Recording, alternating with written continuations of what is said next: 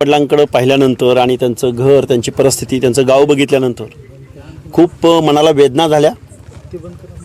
ही मुलगी या घरामधून, या गावामधून MBBS होईपर्यंत आणि परत प्रॅक्टिस करेपर्यंत तिनं कुठल्या कुठल्या प्रश्नांना, समस्यांना, अडचणीला सामोरं जावं लागेल याची थोडीशी कल्पना आली. आज डॉक्टर संपदाची आत्महत्या नसून इथल्या व्यवस्थेनं तिची हत्या घडवून आणलेली आहे. इथल्या व्यवस्थेचा त्या बळी आहेत. मग जी लोक त्यांच्या आत्महत्येला कारणीभूत आहेत त्या लोकांना इथल्या शासन, प्रशासन, न्यायव्यवस्था, आयोग, महिला आयोग या लोकांकडून तिच्या मारेकऱ्यांना शिक्षा होण्याऐवजी कुणाला तरी वाचवत आहेत की काय अशी शंका आम्हा सगळ्या महाराष्ट्रातल्या मुलींच्या पालकांच्या मनामध्ये निर्माण झालेली आहे. त्यामुळे मुख्यमंत्री महोदय येऊ घातलेल्या काही दिवसामध्ये 1-2 दिवसाचा आम्ही तुम्हाला अल्टिमेटम देत आहोत.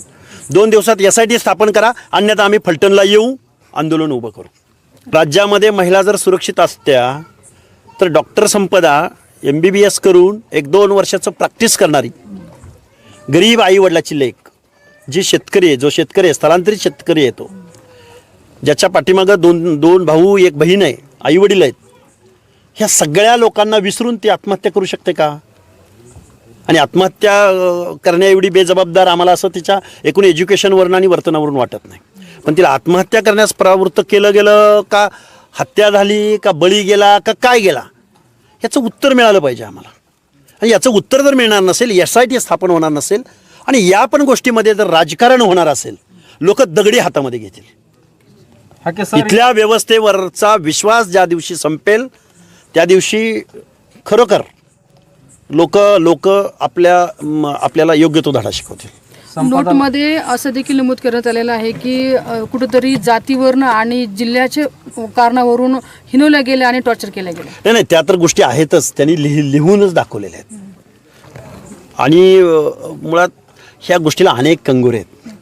ऊसतोड कामगार आहेत, फिटनेसचं सर्टिफिकेट देणं घेणं असो, पोलीस डिपार्टमेंट कशा पद्धतीनं आरोग्य विभागावरती, आरोग्य विभागाचं हे जे कोण धुमाळ आहेत, डॉक्टर धुमाळ आणि कोण महाडिक आहेत, या लोकांना घ्या ना चौकशीमध्ये, सगळे अँगल तपासा ना. आणि न्याय अपेक्षित आहे ना. न्यायाची अपेक्षा असताना तुम्ही पुढाऱ्यांचं काय पाठराखण करताय? तुम्ही मुख्यमंत्री पदावर आहात, तुम्ही आयोगाच्या अध्यक्षपदावर आहात, तुम्ही असं कसं काय वागू शकता? एवढं बेजबाबदार, हे भयानक आहे.